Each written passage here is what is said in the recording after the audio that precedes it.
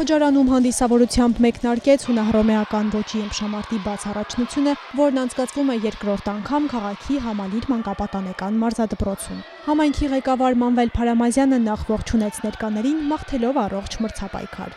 Մեզանից յուրաքանչյուրը իր հնարավորության սահմաններում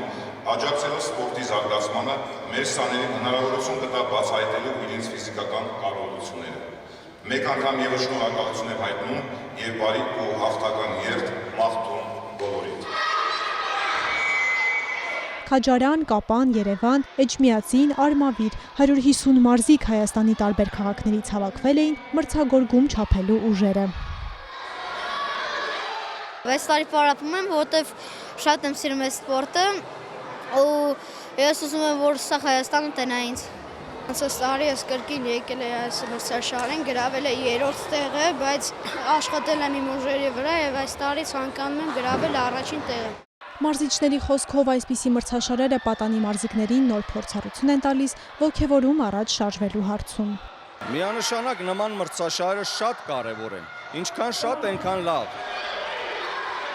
Վաղաշաբաթի մարզադպրոցից մասնակցում են մոտարապես 35 երեխա, շատ լավ մթնոլորտ է, երկրորդ անգամ են գտնվում Քաջարանում մրցաշարի։